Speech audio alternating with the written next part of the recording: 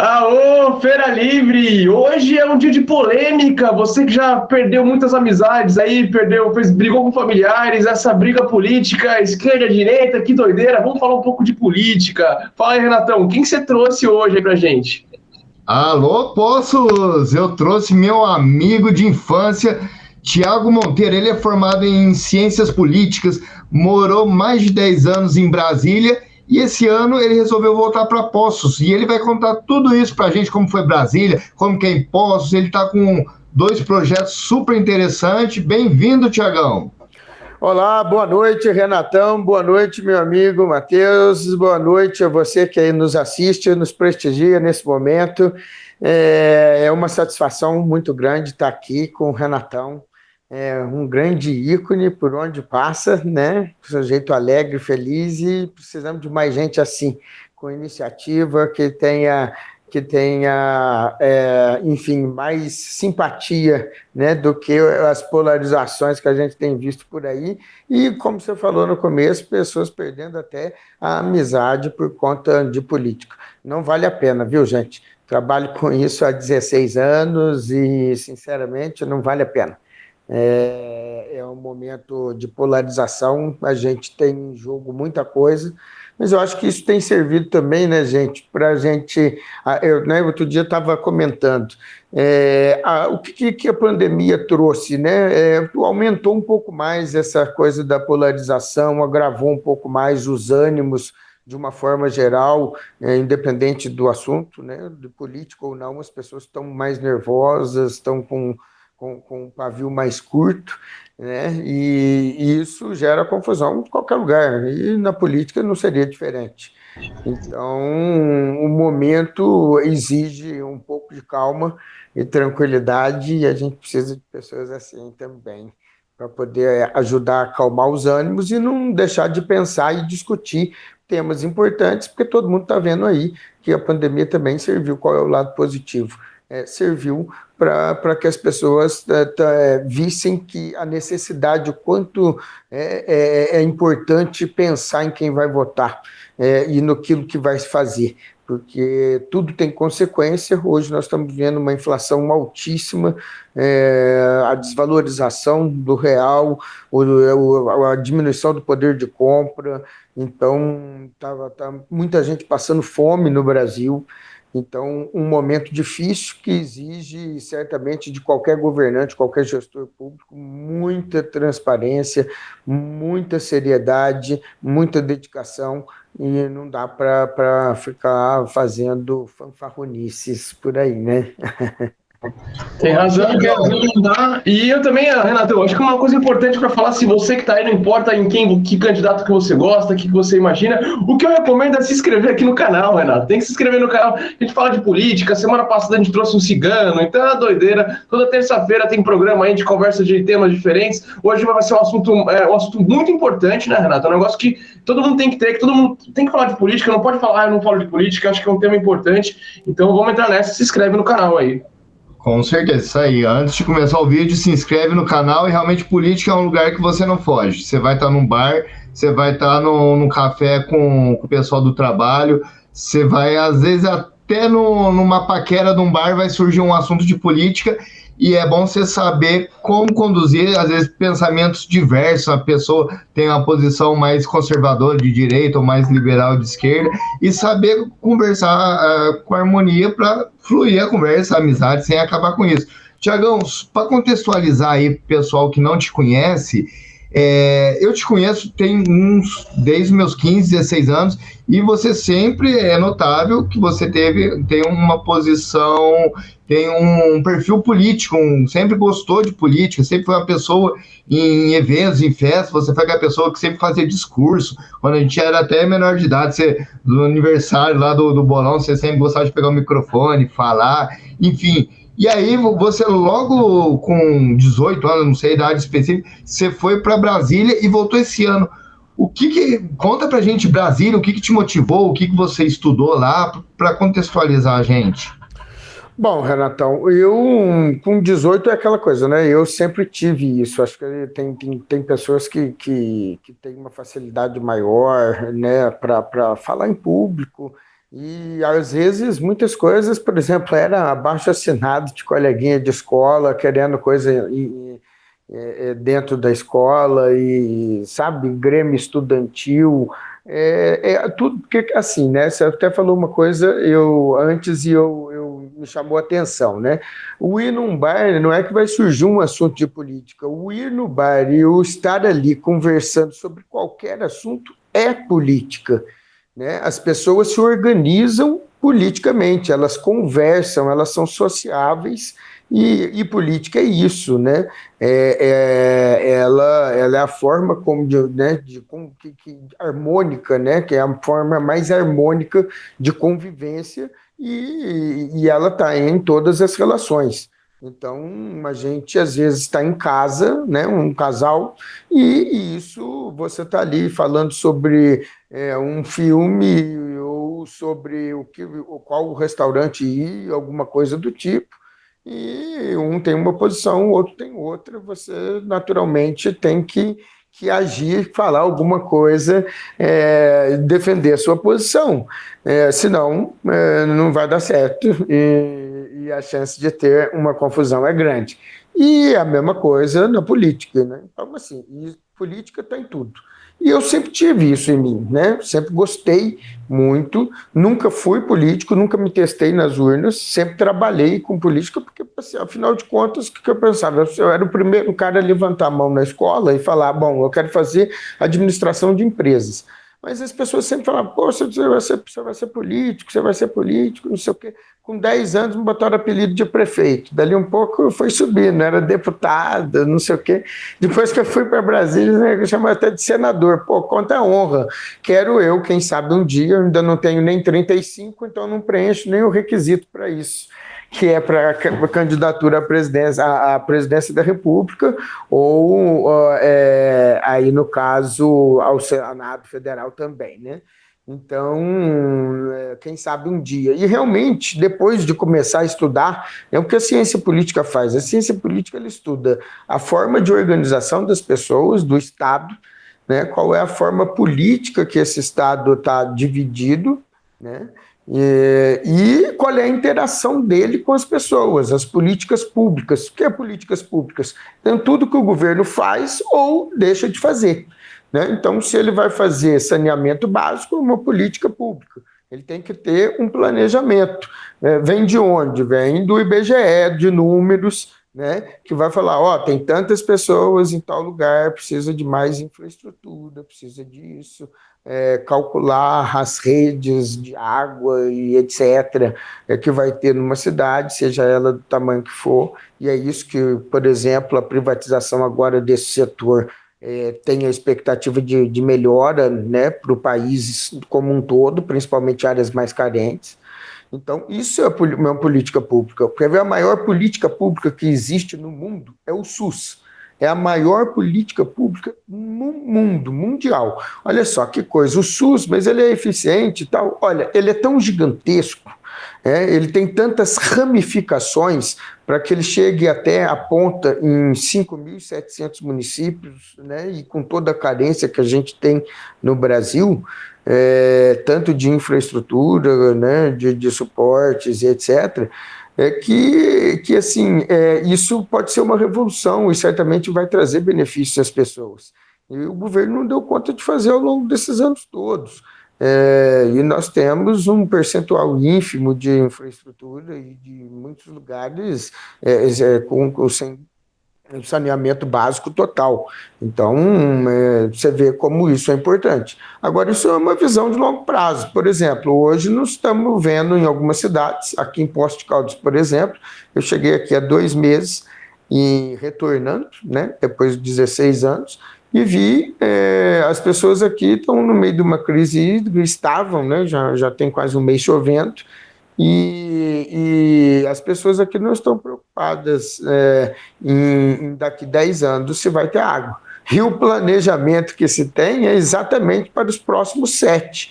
Poxa, planejamento até 2030, para um negócio de água, né? Então, você pense, é preciso pensar mais a longo prazo. Se você não pensa nisso, pelo menos a cada 2 anos, na maioria dos municípios, em Brasília você só tem eleição a cada 4 anos, mas você precisa pensar tanto a nível municipal quanto a nível estadual e federal, e você está elegendo pessoas para lhe representar. Hoje nós não vivemos naquela democracia antiga lá que a gente vê falar na escola, nos livros de escola, de Atenas, né, democracia grega. Quem participava ali das decisões diretamente? Os cidadãos, naquela ocasião, eram só homens, tinha alguns requisitos, enfim.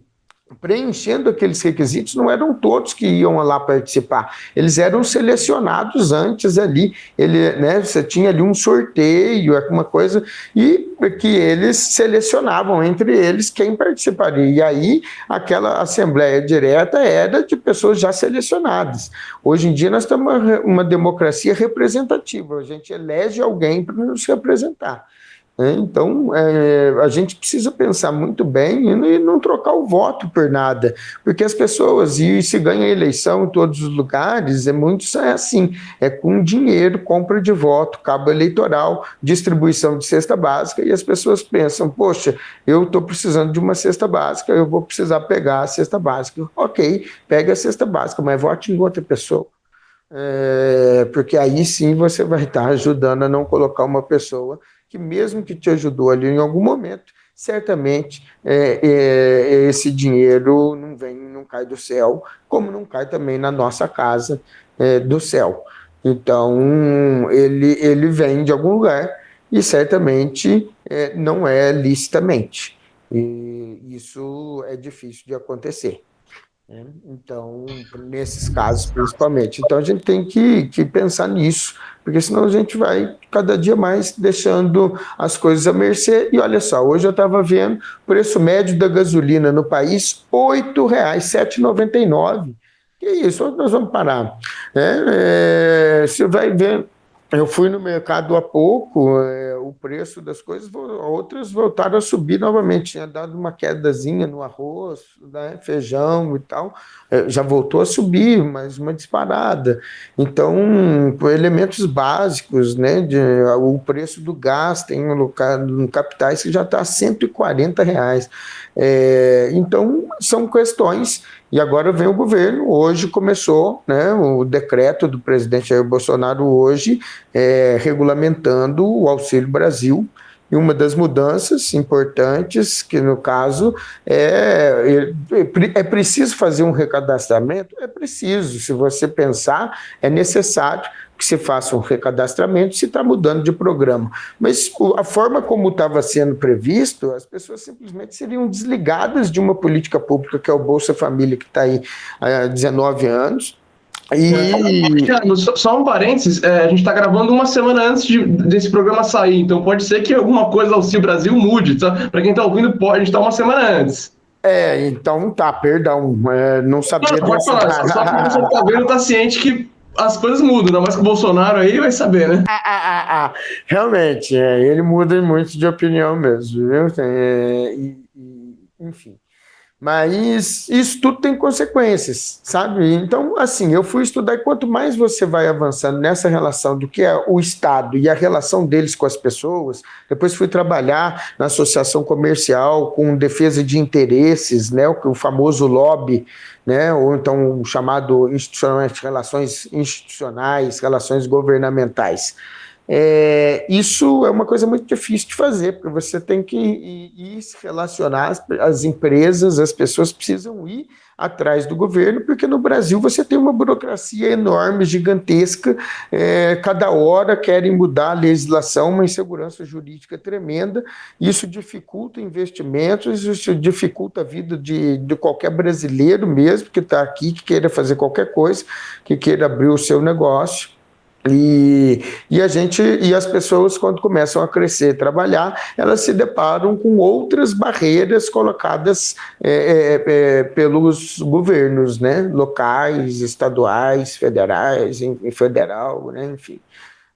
Então, isso hoje leva empresas e pessoas a procurarem o parlamento e terem uma relação né, para poder saber um pouco antes e tentar argumentar, tentar defender os seus interesses realmente, porque as pessoas que têm condições acessam essas autoridades e elas passam a formar a opinião delas em cima daquilo que chegam até elas. Então, se as pessoas querem que chegue outras posições, elas também precisam procurar formas de levar isso até o parlamento. E quando você tem aí uma empresa, uma ONG que trata de uma causa social, alguma coisa do tipo, se você não tiver essa interlocução direta com os nossos representantes eleitos, no caso aí, já mais, né, para quem não entende muito, Câmara e Senado, nós temos um parlamento que é bicameral, a Câmara representa o povo e o Senado representa os estados. Por isso que na Câmara você tem números diferentes, cada estado tem. E aí tem um mínimo, que é 8 deputados, e um máximo, que são 70 deputados federais por estado. Isso gera uma certa distorção no nosso sistema político. Por quê? Porque tem estados que populacionalmente não deveriam ter 8 deputados, mas possuem 8. E tem outros, como São Paulo, por exemplo, deveria ter mais de 120 e tem 70. Então, tem os estados sobre-representados e os sub-representados. Já tem o nosso sistema político, então, nasce com essa distorção.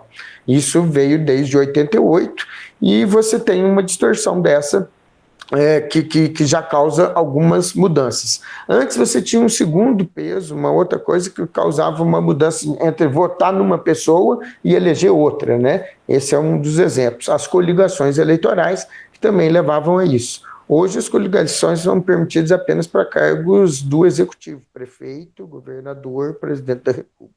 E você concorda, Tiagão, com isso aí, o que você está falando, é aquele esquema de legendas de vereadores? Eu acho que realmente é importante, né? Os partidos precisam ter mais, ser mais orgânicos, ter um estatuto mais claro. E aí eu concordo, isso causa uma distorção muito grande. E agora você vai ser a primeira eleição, a do ano que vem, vai ser a primeira eleição que você não vai ter isso, né? Para deputados estaduais ou distritais e federais, você não tem mais as alianças, as coligações entre partidos. Então, todos os partidos estão numa busca incessante por pessoas e lideranças para preencher todas as vagas que antes eles dividiam. Vamos supor que num estado que tem 8 deputados, ele pode lançar até, para disputa, ele pode lançar 16 candidatos, o dobro das cadeiras.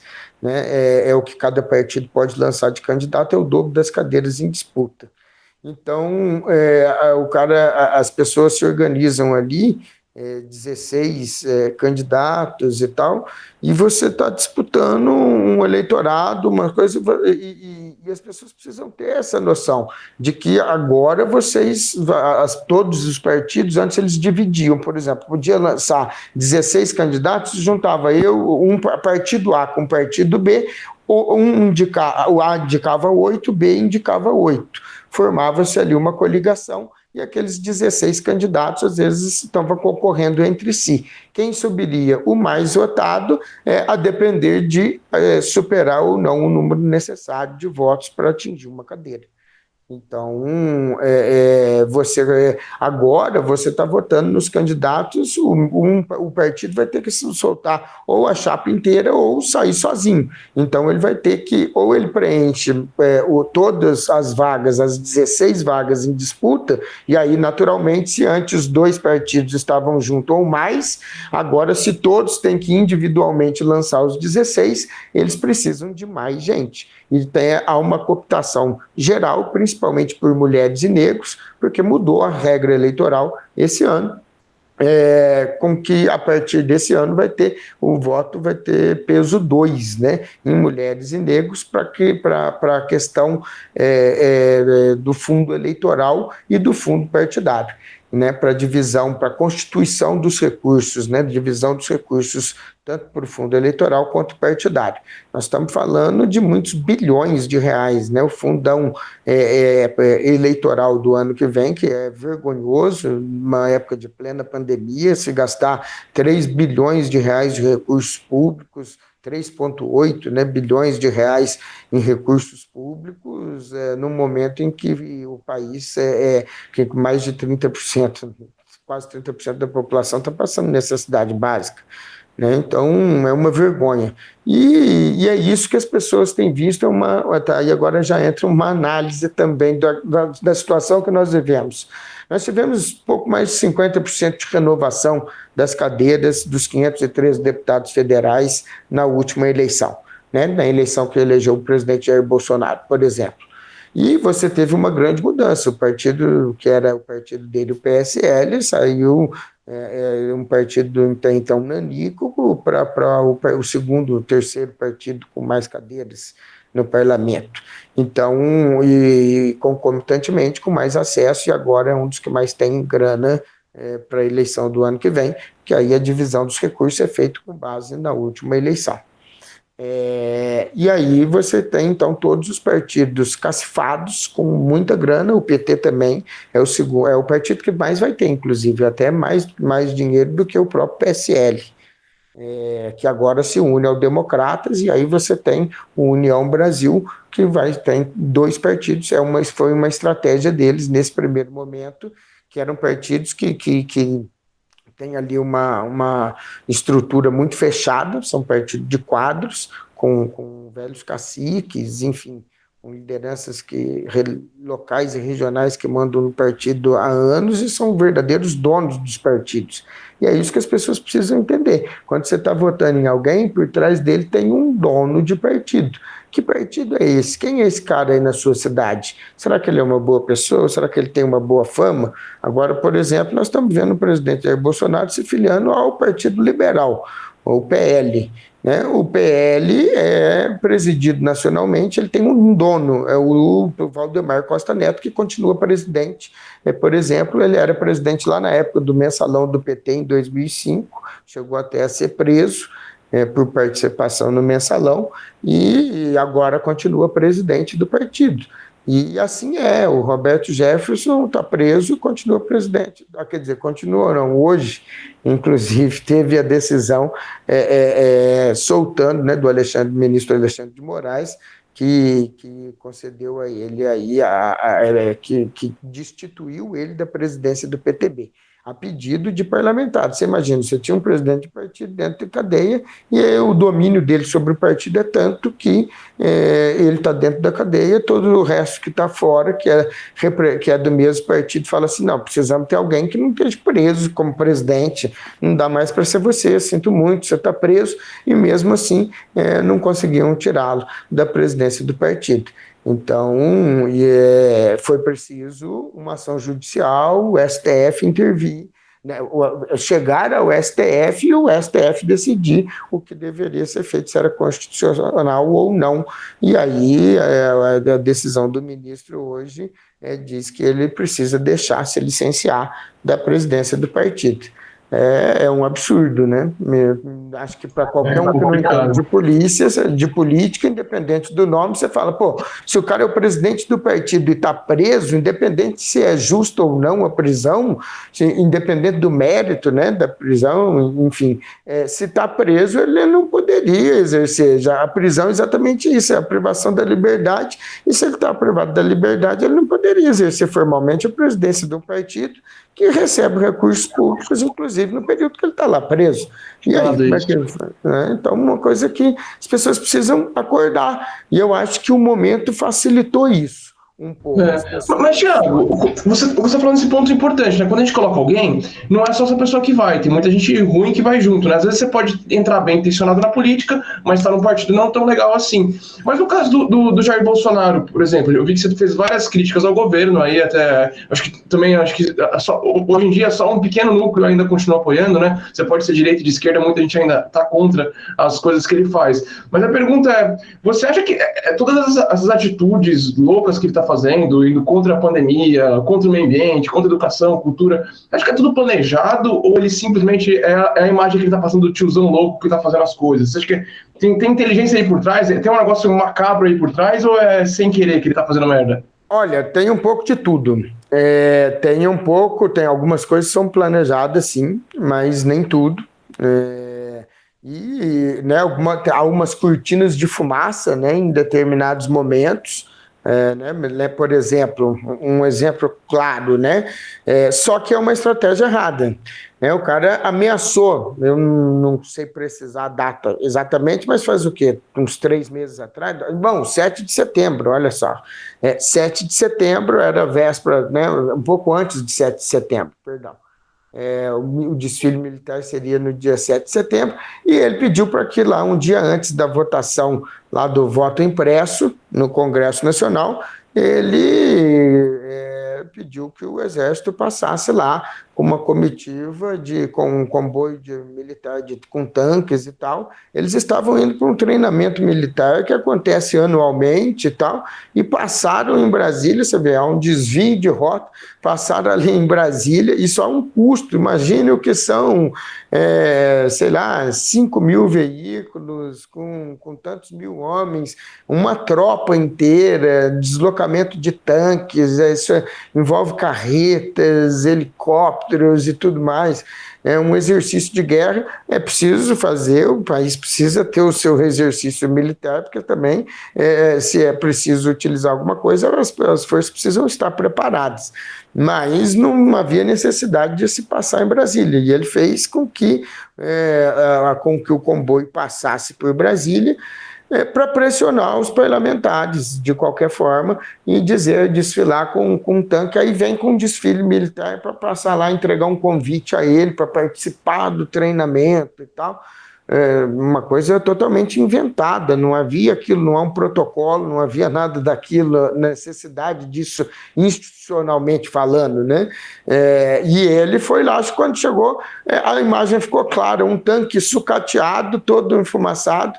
Poxa, agora será que alguém pensa... ele passou 28 anos dentro do Congresso Nacional, o que ele mais sabe é negociar com o governo a liberação de emendas, igual ele está fazendo agora, para poder, ontem, por exemplo, aprovar em segundo turno a PEC dos precatórios, que faz com que estoure o teto de gastos e que faz com que o Brasil se lasque ainda mais lá fora, esse é o termo. Né, para falar uma linguagem mais tranquila também, assim, mais aberta. Realmente é um absurdo, isso influencia na nossa vida. O preço do dólar, a desvalorização do real, o preço dos combustíveis, né, a inflação, a diminuição do poder aquisitivo. As pessoas precisam enxergar e entender. As ações também, né? E omissões, né? Tá provado. Aí outro dia me perguntaram, né? Até inclusive, Renatão, um amigo nosso, Dr. Glaucir, me fez essa pergunta lá no programa. Que inclusive já participou de um programa aqui. Dr. Glaucir já participou. Pois é, me perguntou lá no programa dele da rádio o que eu achava da CPI, o que eu achava da CPI da pandemia. Se eu achava que ela valeu para alguma coisa, com aquele tanto de vagabundo que estavam ali conduzindo a CPI. Falei, olha, eu acho que a CPI ela jogou luz a algumas coisas, principalmente ao contrato da Covaxin, das famosas 400 milhões de doses, que seriam superfaturadas em $1 cada uma, ou seja, 400 milhões de dólares. Né? Nós estamos falando de quase 2,5 bilhões de reais em propina, que seriam divididos não para uma única pessoa, mas para um verdadeiro batalhão de gente. Muita gente querendo ganhar, inclusive empresas, e aí as coisas, você imagina, se não tivesse a CPI, não tivesse jogado luz a esse contrato, eu não diria que as 400 milhões de doses, porque me parecem inviáveis, né? Me parecem inviáveis no momento, mas de qualquer forma, pelo menos a metade disso teria saído. Então, se a CPI jogou luz, independente se ela é conduzida por um bandido ou não, para uma pessoa com reputação ilibada ou não, ele é senador da República, continua exercendo o cargo, e o papel da CPI é político, é fazer uma investigação política. Cabe ao Ministério Público depois aceitar ou não as denúncias e encaminhá-las à Justiça. Então, o papel político foi feito, jogou luz ao contrato que acabou não saindo. Então, querendo ou não, a CPI fez com que economizássemos pelo menos 400 milhões de dólares. Só é uma graninha, né? Dá para pagar aí o Auxílio Brasil por um bocado de gente. Então, realmente não dá para dizer que não teve benefício nenhum. Talvez os parlamentares, acho que pudessem ter escolhido outras pessoas para estarem ali na função, principalmente de relator e presidente do colegiado, mas, de qualquer forma, até isso talvez trouxesse um peso maior, né, para o parecer, mas, de qualquer forma, está aí um indiciamento do presidente da República, são mais de 10 crimes, é uma coisa realmente espantosa, e a gente vê também o deterioro, e agora enrolei a língua. De qualquer forma, a imagem do país está se deteriorando. Lá fora, nós estamos vendo agora o fim da COP26, o fracasso do Brasil, né, impressionado. Ao mesmo tempo, está no centro das atenções, e o presidente não está lá no momento fundamental que ele deveria estar se empenhando um pouco mais, porque isso vai ter consequências, está tendo agora, né, tanto em exportações quanto em recursos internacionais para o combate ao desmatamento, por exemplo, que deixaram de vir e que são importantes, né? Então, lá atrás o governo esnobou esses recursos, dizia que não precisava deles, e agora precisa e está atrás deles e não consegue.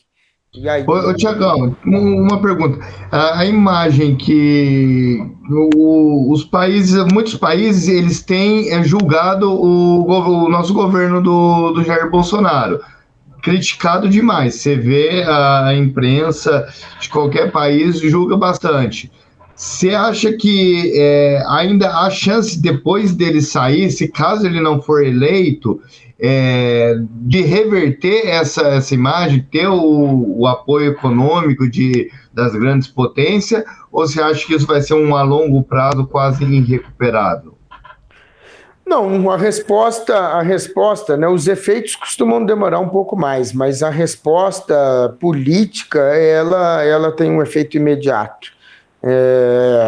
Uma vez fora do poder, isso muda, entra outra pessoa e é uma outra conversa, né? Então você acha que dá para mudar d'água, mudando o presidente, já consegue a imagem, já consegue... Aí não vai voltar a gasolina, dólar... essas coisas demoram um pouco, é lógico, mas você tem uma mudança de postura. Às vezes você não tinha uma relação direta com o país e volta, ou deixou de ter naquele período e passa a ter novamente. Então, isso pode abrir um outro mercado para exportação ou para importação, um produto mais barato para ser comprado ou para ser vendido.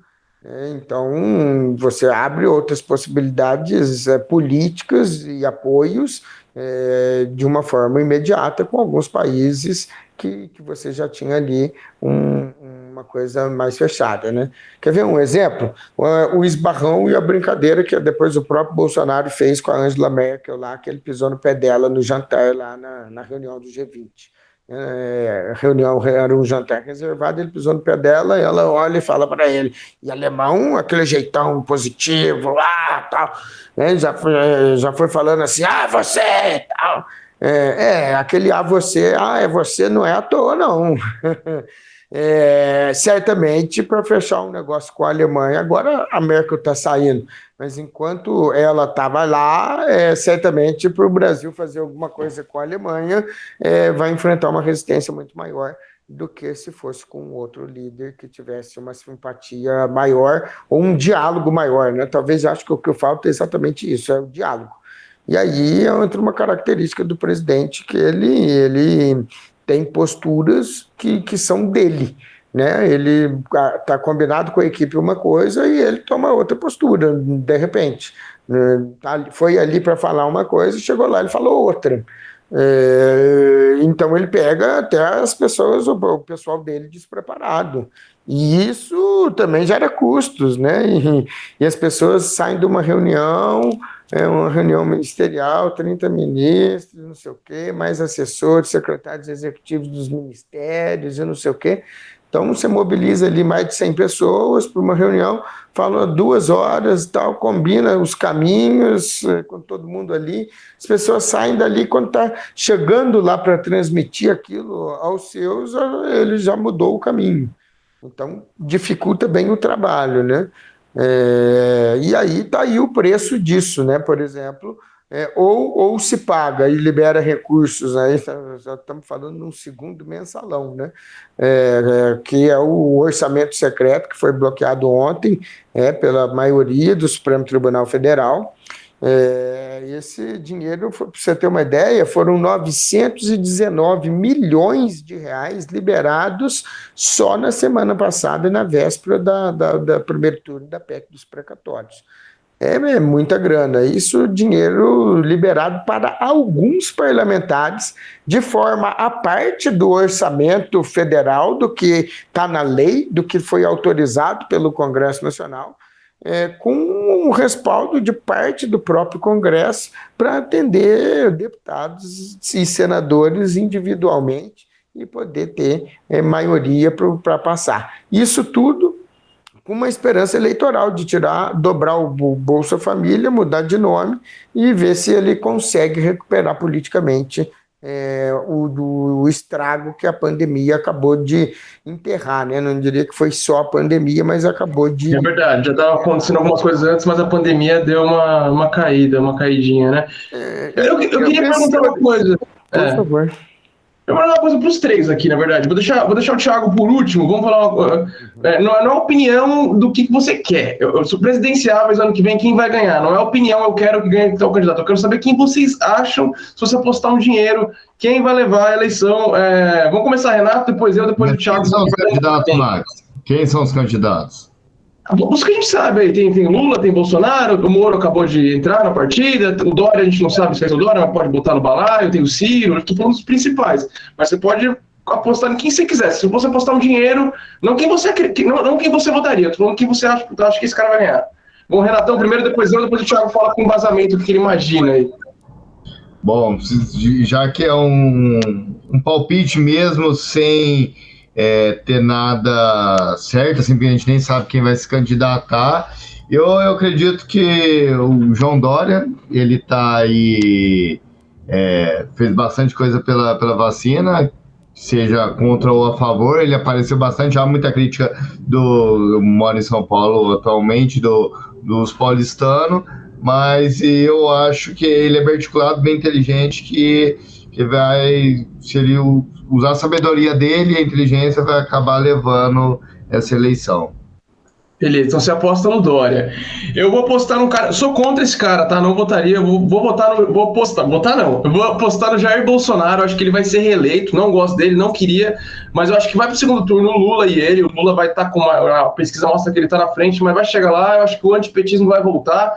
E infelizmente o Bolsonaro vai ser reeleito, ainda mais com esse auxílio aí no Bolsa Família. Eu acho que ele vai dar uma revertida. Eu apostaria Bolsonaro presidente. Tiagão, quero uma análise técnica aí. Vamos ver o que você aposta aí. Olha, eu vou fazer 2 análises, tá certo?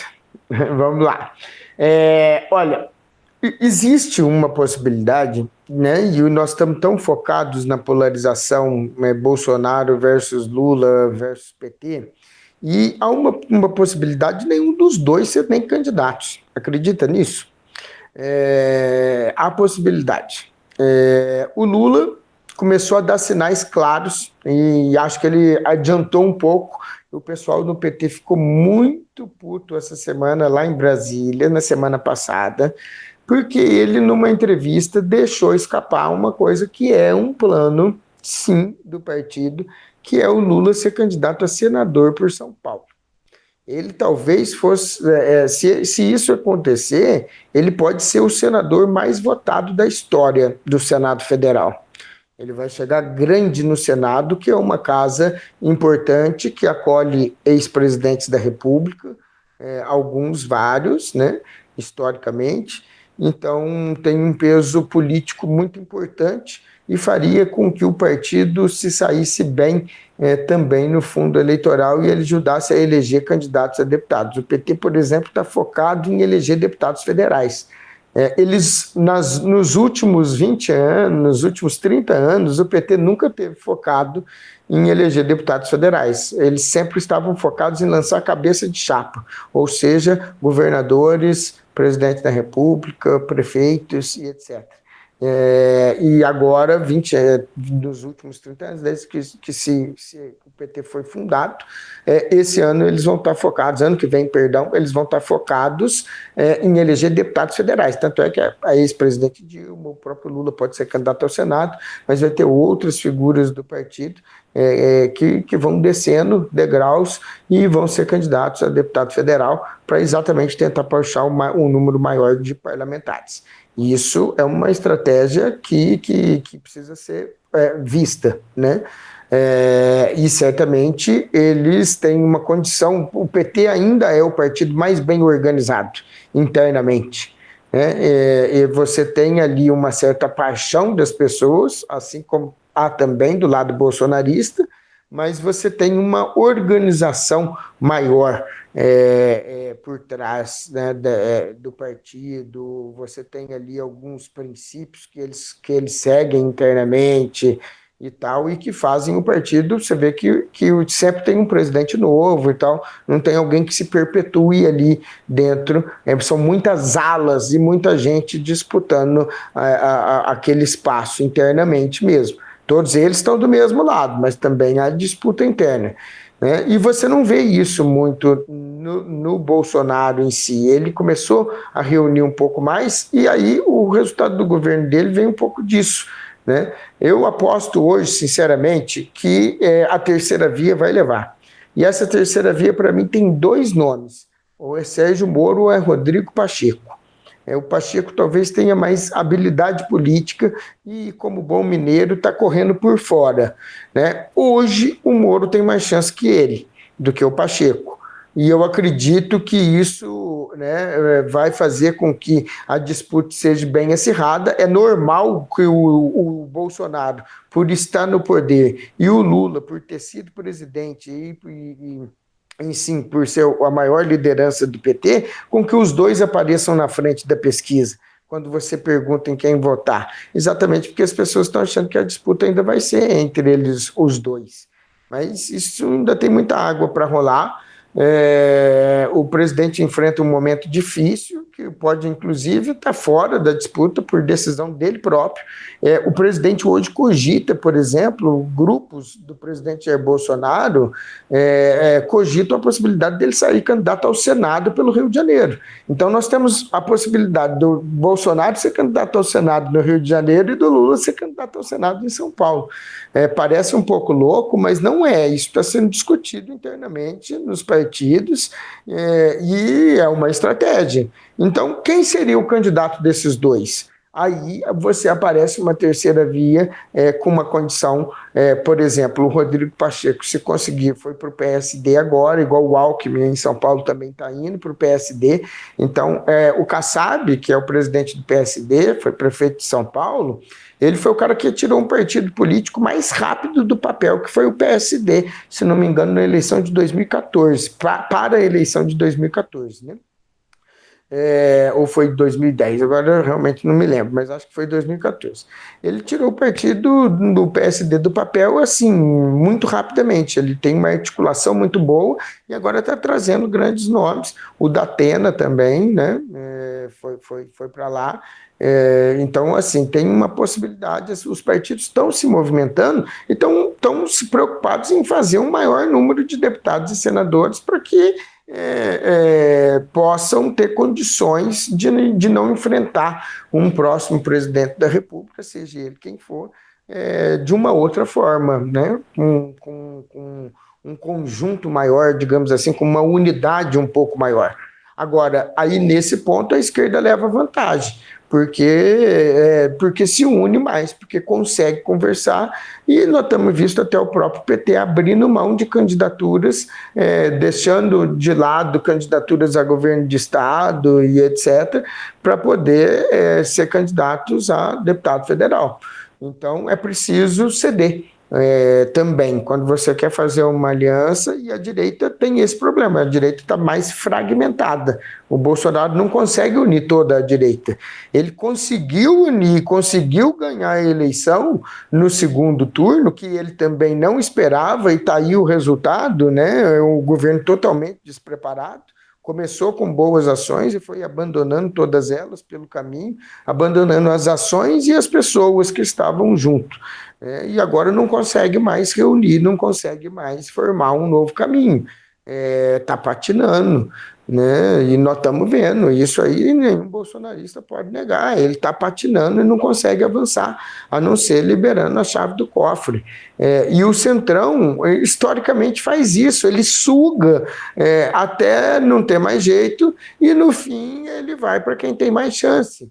E assim foi o Ciro Nogueira e a proximidade com o Lula, e no Nordeste ele sabe disso, tanto é que agora ele, mesmo na Casa Civil, articulou para que o Bolsonaro não fosse para o PP, senão eles iam perder PP, né? P de pato, não PT. Mas, enfim, articulou para que ele não fosse para o partido, porque senão ele ia perder muitos deputados, e deu graças a Deus que foi para o PL. E o PL vai perder deputados, inclusive o vice-presidente da Câmara, que tem uma disputa grande com o Bolsonaro, o deputado Marcos, e ele certamente vai sair do partido com a chegada. Quem é o PL e o seu representante, Valdemar Costa Neto, estava junto com o Lula e o PT até então, assim como o Ciro Nogueira. Então, a gente precisa olhar o que tem por trás, quais pessoas que estão ali junto, porque ninguém faz nada sozinho. Então, eu diria que hoje a terceira via cresceu muito, e essa terceira via, os dois nomes com mais chance são Moro e Rodrigo Pacheco. Hoje, na filiação do Moro, por exemplo, ao Podemos, que aconteceu hoje em Brasília, no Centro de Convenções Ulisses Guimarães, em Brasília, tinha políticos de múltiplos partidos, tanto da direita quanto da esquerda. Você tinha líderes da esquerda lá, como o líder da esquerda no Congresso, o Alessandro Molon, o PSB, você tinha líderes da Rede de Sustentabilidade, você tinha líderes do Novo, você tinha líderes ali do PSDB, do Democratas, e agora União Brasil, próprio PSL. Então, você vê deputados de múltiplos partidos e que estão começando a enxergar isso. Se os dois principais nomes que as pessoas enxergam ali polarizados não estiverem ali por qualquer motivo, pronto, quem é que vai ser o presidente da República? Esses dois são um dos que têm mais chances hoje. E isso está crescendo. O Lula também sabe que há implicações, inclusive jurídicas, que se ele for eleito presidente novamente, a pressão sobre ele vai ser muito maior. Ele está casando de novo, já ele mesmo disse, já estou velho, ele não precisa mais disso, está entendendo? É muito desgaste. Então, mas ele sabe que ou ele se mantém no jogo até os 49 do segundo tempo, ou o PT também não tem chance.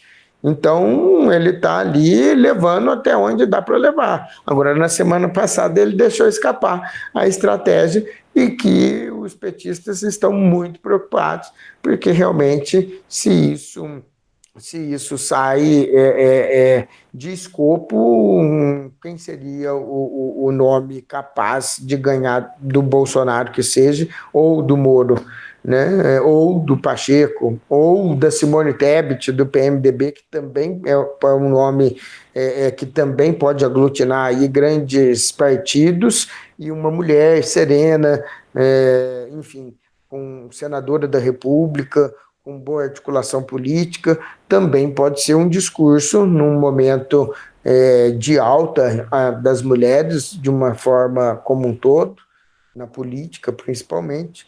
Então, também é um nome que também conseguiria aglutinar ali, reunir apoio suficiente e conseguir chegar à presidência da República. Ô, Tiagão, te interrompendo aqui rapidinho, a gente está quase já na reta final, e eu queria que você falasse um pouquinho dos seus 2 projetos que a gente tinha conversado antes, via o WhatsApp. São 2 projetos super bacanas, que é o Alô Poços e o curso que você está dando. Então, conta um pouquinho do Alô Poços, o que o pessoal encontra nesse portal, o que tem de interessante para os poços-caldenses, até para quem não é poços-caldense, que gosta da cidade, o que tem de bacana lá? Bom, eu tenho, né, sou cientista político e jornalista, e quando eu decidi, no começo do ano, eu tive aqui em Poços, passei, né, as festividades no final de ano e tal, então eu pensei que decidi que queria voltar, um local mais tranquilo, com mais qualidade de vida, mais tranquilidade, e eu fiquei então pensando, voltei para Brasília para trabalhar. Estava lá na Câmara Legislativa do Distrito Federal, então voltei para trabalhar depois do período de férias, e pensei em algumas coisas, e cheguei olhando, né, analisando como está hoje, algumas coisas de notícias, de entretenimento, do setor também de bares e restaurantes, do setor turístico em Poços de Caldas, percebi que não havia uma lacuna, né? Você não tinha ali um portal, um site na internet que reunisse tudo isso num local só. Você tem algumas iniciativas, alguns jornais, alguns veículos, né, mesmo online, que estão ali, que tem, né, ali alguma coisa de notícia e tal, mas que não agregava todo o setor, né, a questão turística, bares e restaurantes, hotéis, pontos turísticos, lazer, diversão, arte, cultura.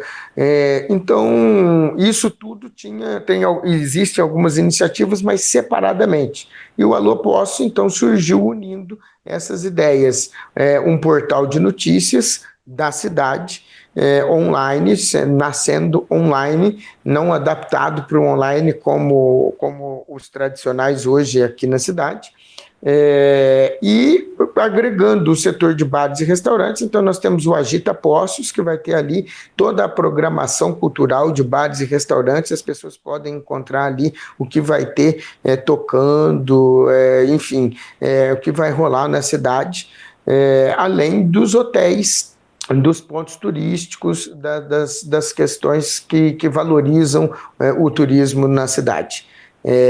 Além disso... Quem que está com você nesse projeto, nessa iniciativa? É só você ou você tem mais nomes aí que você possa falar que está junto?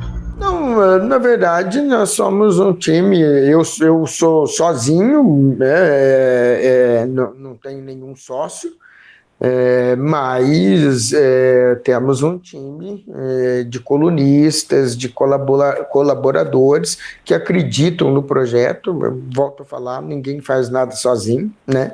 Mas assim, como empresa eu sou sozinho, mas estamos montando uma estrutura para poder atender a demanda. Já temos uma equipe de 6 pessoas, ainda pequena, mas de qualquer forma já conseguimos ter uma estrutura maior, por exemplo, do que todos os concorrentes. Então, começamos com essa missão de unir o setor de diversão e arte, bares e restaurantes, a programação cultural, e vamos ter também ali algumas coisas. Quem quiser divulgar lá o seu comércio, o seu empreendimento, consegue também? Consegue, e gratuitamente também.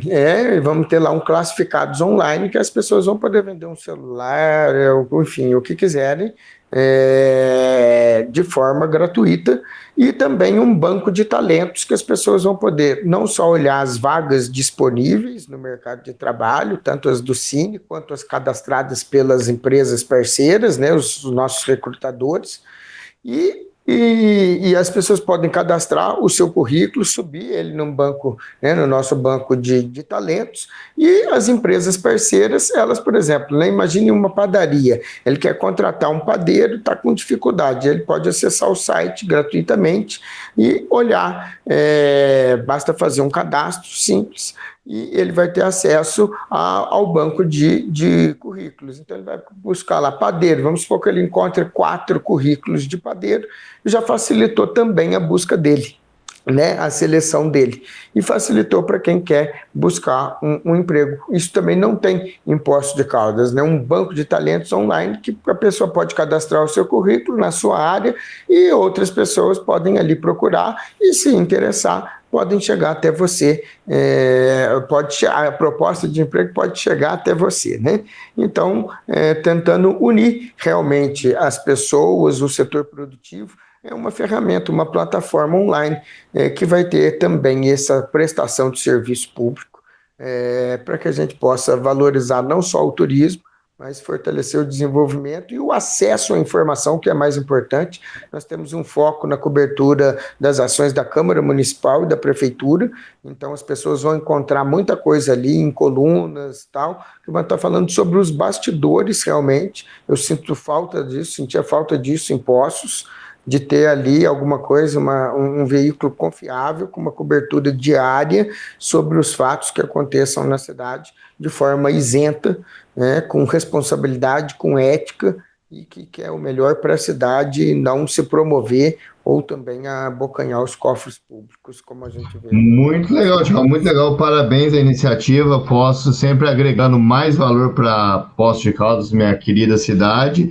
E em paralelo a isso, você está com um curso. Pelo que você falou aqui, eu e o Max já tivemos uma aula aí. Se a gente quiser se candidatar aí a vereador, a gente já está com uma iniciação à política muito boa. Como que esse curso é, Tiagão? Como que é? Conta pra gente. É para quem quer se candidatar a algum cargo ou é para quem quer entender de política? Como que é? Bom, é para quem tem intenção de se candidatar ou de trabalhar com a política, né? Então, se ele vai trabalhar com a política, ele vai trabalhar com um político. E aí ele vai ter que participar de uma campanha. Então, seria interessante que ele conhecesse a estrutura de uma campanha, o que é preciso fazer.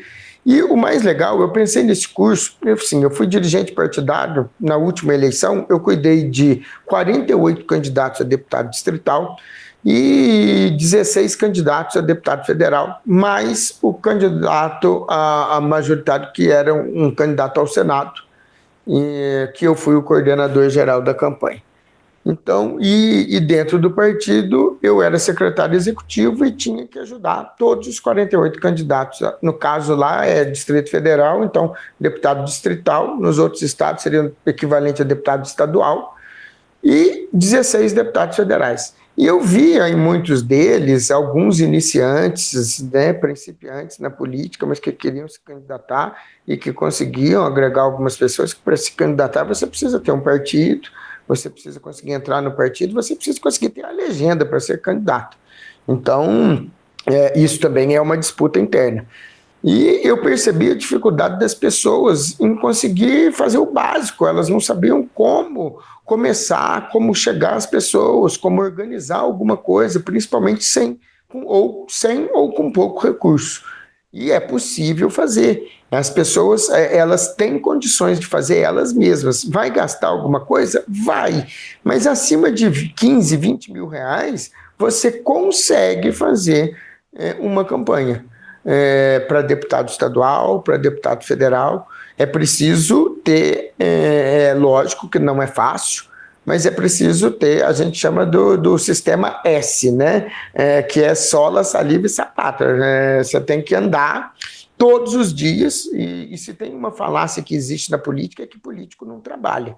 Se o cara trabalha lá em Brasília terça, quarta e quinta, meu amigo, mas ele tem que voltar para o estado, e se ele não participar de tudo quanto é evento, enterro, inauguração disso, visitinha na casa de fulano, churrasco de ciclano, se ele não for lá como a obrigação de ser candidato, de ouvir as pessoas e etc., dura 4 anos e não se reelege.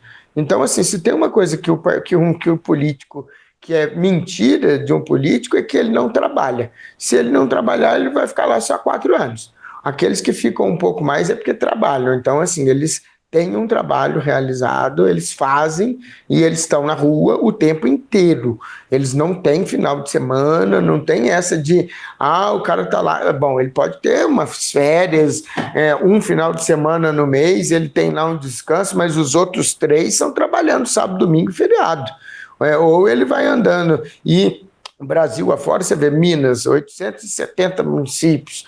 Ou você anda de município em município, cada final de semana você está num lugar com 15 agendas no dia e ouvindo pessoas e tal, é cansativo também, né?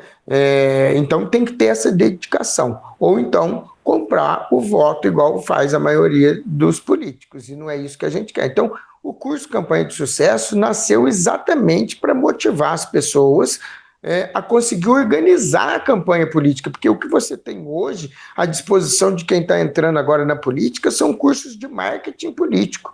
O marketing cuida da imagem, de como você vai aparecer aí na telinha do celular ou da TV, nas redes sociais, qual vai ser a sua estratégia, que também ganha eleição. Mas não é só isso, né? Você tem que ter um planejamento estratégico, você tem que entender o cenário político, quem são os seus adversários, qual partido eu vou ter mais chance, né? Com quem eu vou estar disputando diretamente, quem é o presidente do meu partido, será que eu posso confiar nele? Como escolher o partido, como formar grupos políticos, como organizar as listas. É só eu sair ligando para todo mundo, vou botar o nome de todo mundo aqui e vou sair ligando, criando grupo de WhatsApp e tal. Aí você cria um grupo de WhatsApp, as pessoas começam a sair do grupo, você não consegue manter a interação, dali um pouco as pessoas começam a discutir política e você perde todo mundo. Então não basta criar grupos no WhatsApp para que você tenha uma comunicação política, é preciso ter uma estratégia por trás disso, é preciso criar grupos de forma segmentada, grupos pequenos. E isso no curso você explica tudo, Exatamente. Explica o certo, o errado, o que é mito, o que é verdade. E para quem quiser comprar o curso, se interessar, passa aí onde que algum site, telefone, como que faz? Bom, ele está disponível na plataforma Hotmart, que é uma plataforma de cursos sobre todos os assuntos, né? Eu imagino que vocês já conheçam. Inclusive está no link da bio aqui, viu? Quem está vendo no YouTube, está no link da bio, você vai ver o link do curso, se quiser, compra por lá. Que bacana, exatamente. No link da bio, @campanha de sucesso 2022 no Instagram, estamos também no Facebook e na página do Hotmart, onde você pode ter todas as informações. São 37 aulas, né, videoaulas, o curso todo é 100% online, conteúdo didático, tem aulas que duram 15 minutos, tem aulas que duram um pouco mais, tem aulas que duram 7 minutos, né? Então, depende do tema, tem outras que se estendem um pouco mais, mas são aulas didáticas que não precisa, as pessoas elas podem acompanhar 1, 2 dias, e aliás foi pensado nisso, para que as pessoas vejam, revejam o curso. Primeiro ela vê, assimila algumas ideias, para que depois ela possa executá-las, né? Então ela pode ir acompanhando, o curso fica disponível durante 2 anos, tem certificado de conclusão do curso, e são 37 videoaulas divididas em 10 módulos. Então, desde como falar em público, como se portar, como organizar politicamente, formar grupos, como organizar essas listas de apoiadores, como promover eventos coletivos, né, para atrair pessoas, perdão. Porque o que acontece? As pessoas hoje estão muito afastadas da política. Quando você promove um evento político, você tem um número de pessoas muito pequeno. Então o candidato hoje precisa ter uma versatilidade, precisa conseguir fazer eventos coletivos que fujam da política. A política vai chegar depois. No evento coletivo ele vai conhecer pessoas, ele vai colocar pessoas lá para que elas conheçam e conversem com outras pessoas, e para que elas depois possam se engajar na causa dele naturalmente, né? É possível, e é isso que a gente precisa valorizar, né? Na representação realmente das pessoas, nas coisas simples, que custam pouco e que podem dar grande resultado. Então, é um curso completo de estruturação política, diferente de todos os outros. Vocês podem procurar na internet, vocês não vão encontrar um curso que ensine um beabá da política, realmente, para quem está começando, principalmente. e às vezes aqueles que já são vereadores, querem ser deputados estaduais, ou estaduais que querem ser deputados federais e que precisam construir alianças, expandir para as suas bases para outras cidades, né, para que possam ter chance de ganhar.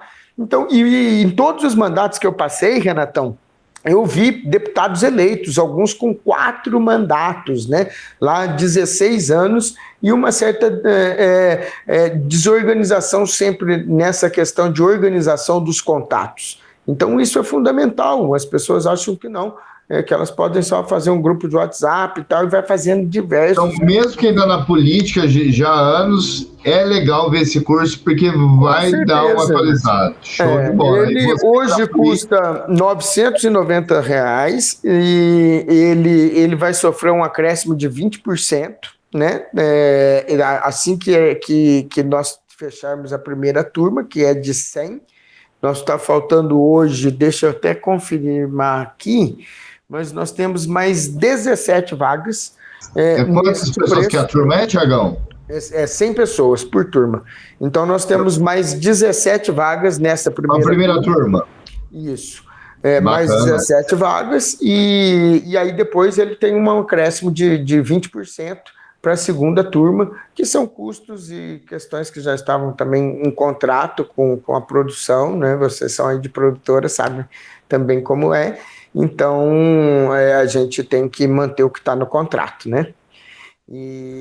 Mas é muito bom. O curso, ele, além de tudo, Renatão, ele tem essa vanguarda de ensinar, né? De ser online. E são dicas que eu vivenciei ao longo de diversas campanhas para deputado estadual, distrital, federal, senador, como dirigente partidário. Então, assim, como lidar com os partidos, como lidar com os seus colegas partidários, aqueles que vão estar ali disputando a legenda com você antes. Como é que você lida com eles? O que você precisa fazer? Né? Qual a distância que você tem que estar deles? Você tem que estar próximo, você tem que estar distante, você tem que se fechar, você tem que se unir. Como é que funciona, sendo que vocês são adversários diretos, né? É preciso se unir. Mesmo que se dispute, você precisa se unir para conseguir um ganho coletivo, porque o ganho, na verdade, ganha quem tiver um voto a mais, mas se todos não forem bem, é perigoso nenhum ganhar. Então, partidariamente, é preciso pensar assim. Muito legal, muito legal, muito legal. Tiagão, muito obrigado pelo papo. Então, lembrando novamente, quem quiser comprar o curso do Tiagão, aí tá o link na descrição do vídeo, clica lá, entra nas redes sociais dele, dá pra gente conversar bastante. Eu achei bem legal, né, Renatão? Então, semana que vem, estamos por aí. Tivemos uma aula aí gratuita, e quem viu esse podcast até o final aí, com certeza aproveitou bastante, viu que o cara manja mesmo de política, fala de uma forma clara, sem enrolação. Então é isso aí, vamos lá, quem se inscreve no canal se não inscreveu, e dá uma olhadinha aí no curso do Thiago Monteiro, que parece ser bem interessante para quem ou vai entrar na área ou já é da área, como ele mesmo disse. Valeu, pessoal, valeu. Obrigado, gente, forte abraço.